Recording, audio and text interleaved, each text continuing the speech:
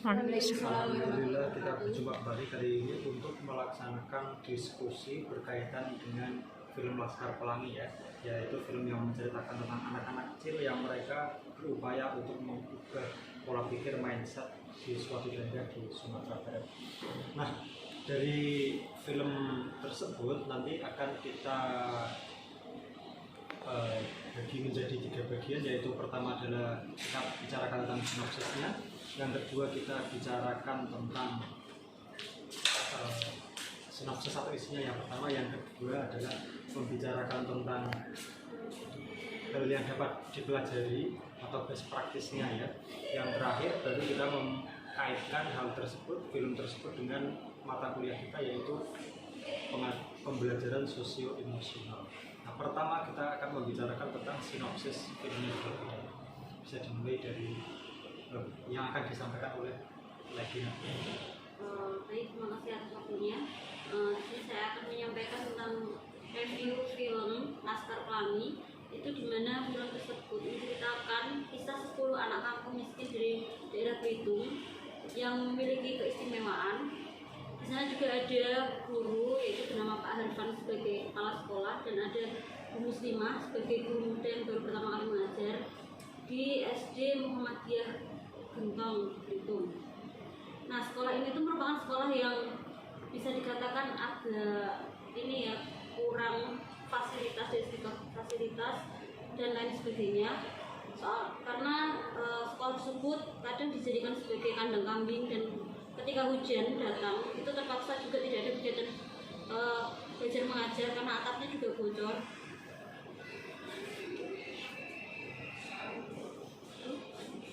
Terus tetapi kepala sekolah dan Bu Muslimah selalu menyemangati anak-anak untuk tetap belajar, dan mereka juga dijuluki sebagai Laskar Pelangi karena mereka mengulurkan jembatan bagi anak-anak miskin untuk menapaki cita-cita mereka. Mereka bisa membuktikan kepada semua orang bahwa walaupun mereka dari keluarga yang miskin dengan segala keterbatasan, akan tetapi mereka bisa meraih cita-cita mereka seperti itu.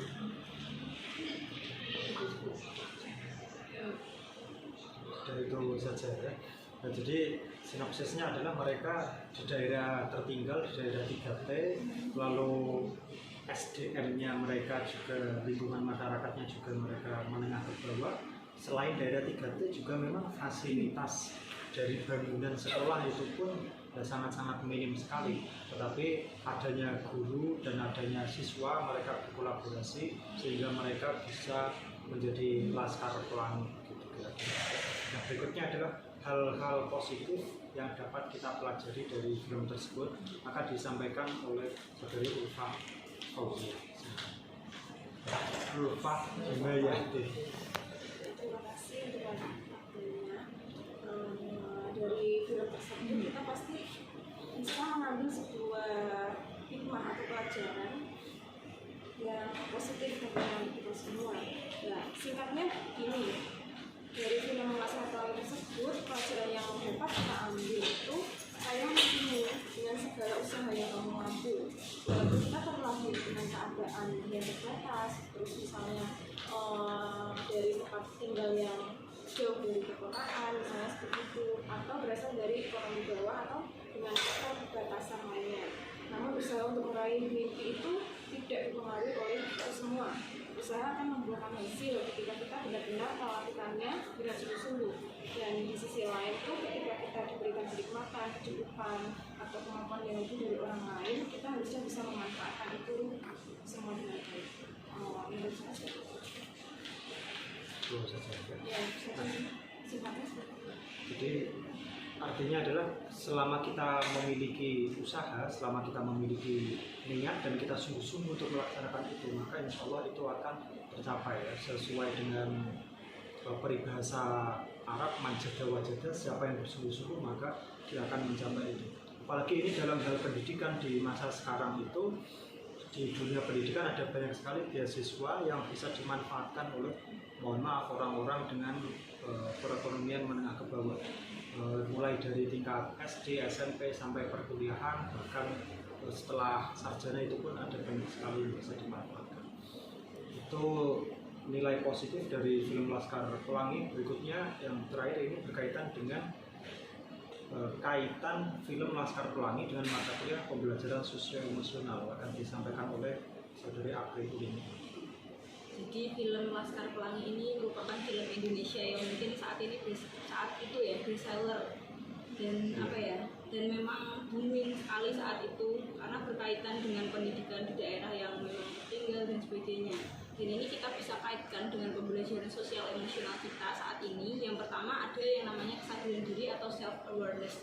Jadi kesadaran diri di sini kita bisa lihat dari 10 anak-anak yang dijuluki sebagai Laskar Pelangi karena mereka memang sangat-sangat mencintai apa itu pelangi gitu, suka dengan pelangi, makanya Humus itu sampai menamai mereka sebagai Laskar Pelangi.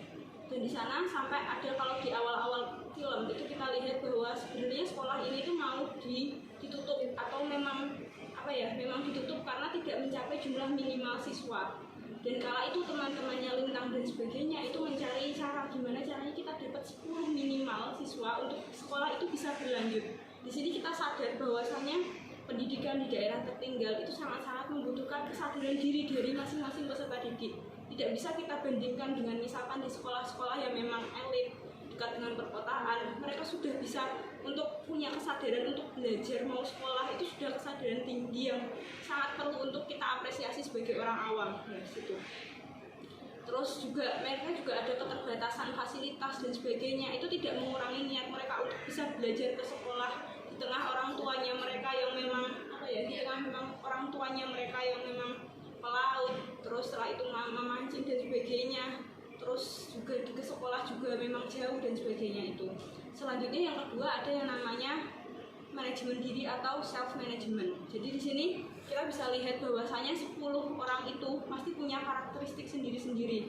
Ada yang mereka pintar matematika seperti Lintang, pintar seni seperti ada salah satunya itu yang laki-laki itu pintar seni sekali. Jadi mereka itu punya karakteristik sendiri-sendiri. Dan misalkan mereka tidak bisa memanfaatkan atau mengelola dirinya sendiri, tidak mungkin sampai di akhir kelas 6 mereka tuh lulus semua. Kita yakin bahwasanya mereka sudah berusaha untuk sangat keras bisa belajar di sana untuk menyelesaikan pendidikannya di SD Muhammadiyah Belitung tersebut.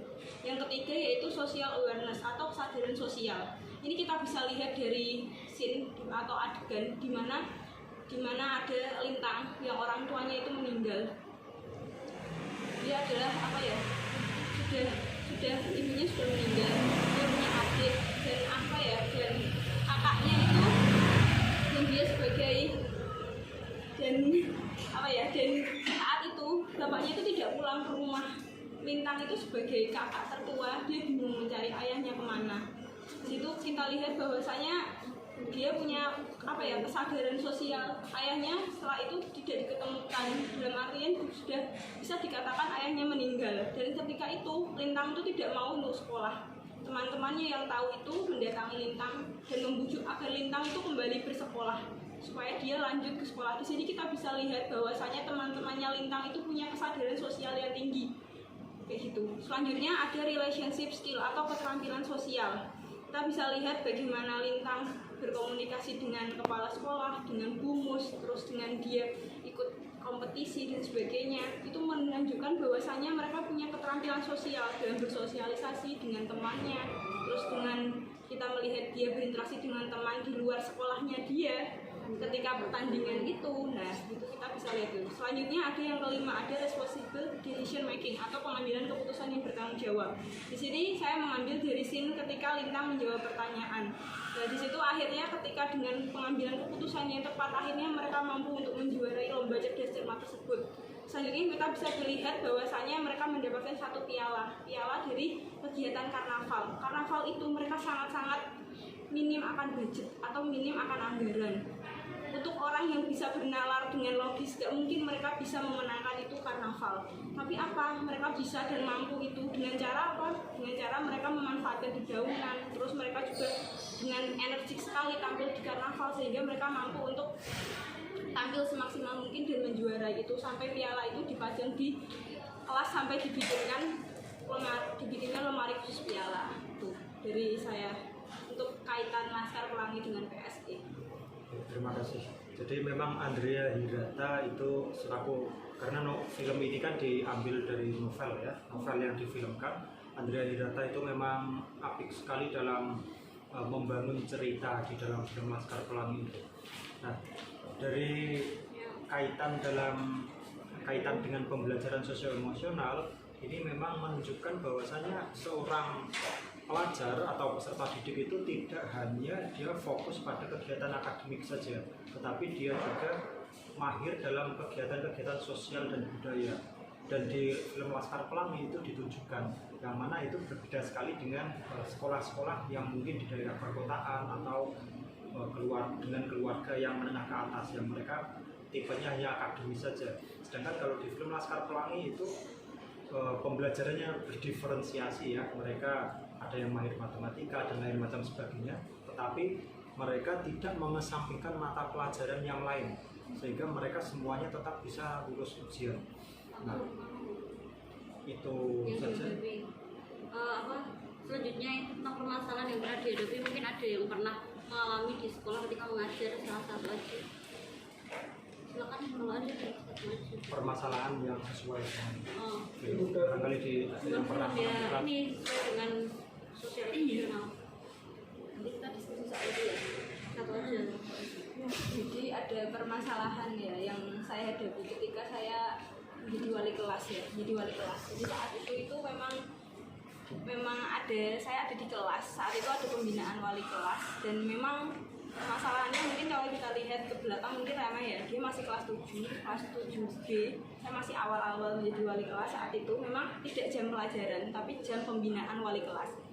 Saat itu memang mereka sedang duduk gitu, terus setelah itu saya kan mengecek kehadiran dan sebagainya. Di situ saya belum tahu permasalahannya, terus tiba-tiba ada yang memang tersinggung seperti itu, terus setelah itu mau kayak berantem gitu, mau jotos-jotosan dan sebagainya.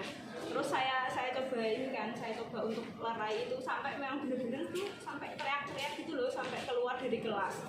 Terus setelah itu sampai ya memang dia itu kayak nggak bisa mengendalikan dirinya sendiri gitu loh, sampai buku itu dilempar-lempar gitu.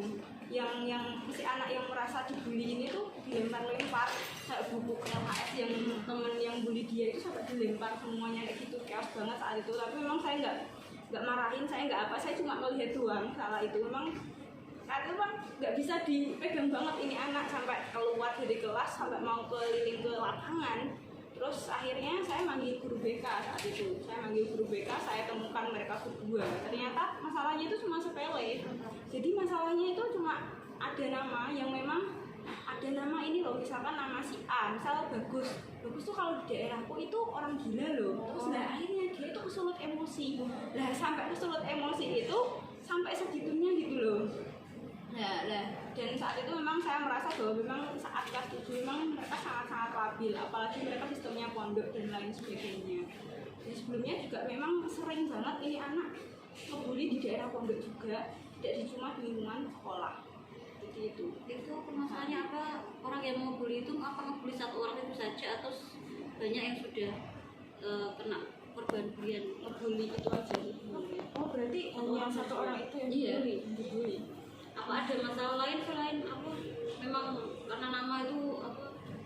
Sebelumnya udah ada masalah lain di pondok, cuma memang kayak bukan bulian tentang nama, beda lagi. Tapi satu orang itu aja yang sering dibully di kelas itu.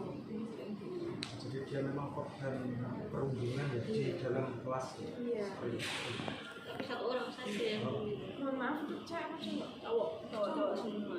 Lalu dari sekolah sendiri kemarin solusinya seperti apa dulu? Solusinya memang mereka dipertemukan. Saya kan selaku wali kelas terus sama BK ada di samping saya. Dan itu kita memanggil orang tua atau seperti belum memanggil orang tua karena memang saya merasa bahwa masalahnya memang saya diskusikan dengan BK saat itu memang masih kayak sepele gitu loh, belum misalkan dia ngeblok berhari-hari dan lain sebagainya masih bisa untuk saya tangani lah untuk dengan BK gitu. Ada lingkungan itu apa masih terjadi pembulian lagi atau seperti apa?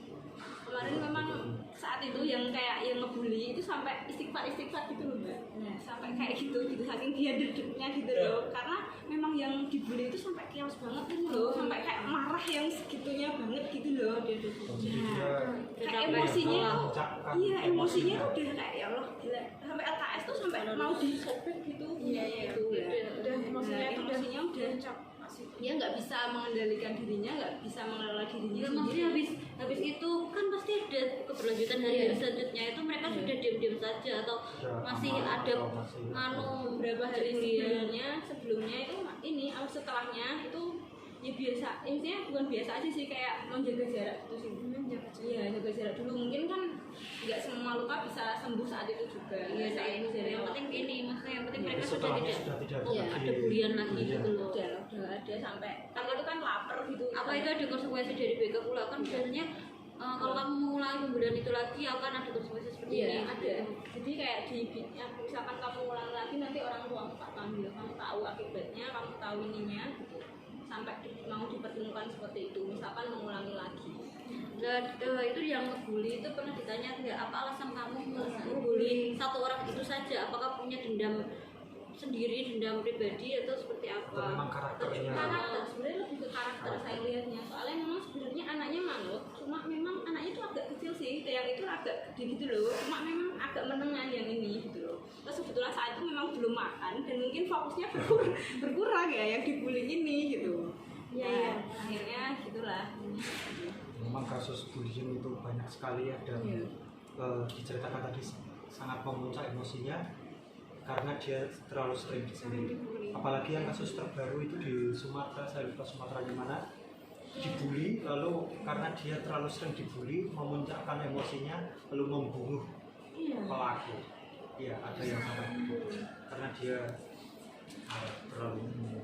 Tapi berarti itu masalahnya sudah selesai. Ya, udah ini masalah Jadi persoalannya selesai di guru BK. Iya, di guru Di BK mediasi mereka akhirnya kayak guru BK. mau minta maaf sampai kayak mandem tuh nggak mau gitu loh. Sampai saking kayak udah mantap gitu loh. Nanti Iya, kamu iya. jangan ngomong, jangan dicela. Yang penting ini penyelesaiannya itu aja. Iya. Ada pengalaman yang lain pada Sama itu udah berapa menit? Ya, udah tutup ya. Oke, itu saja ya. Iya. Terima kasih, semoga bermanfaat untuk menjadi evaluasi kita. Selamat siang, assalamualaikum warahmatullahi wabarakatuh. Waalaikumsalam warahmatullahi wabarakatuh.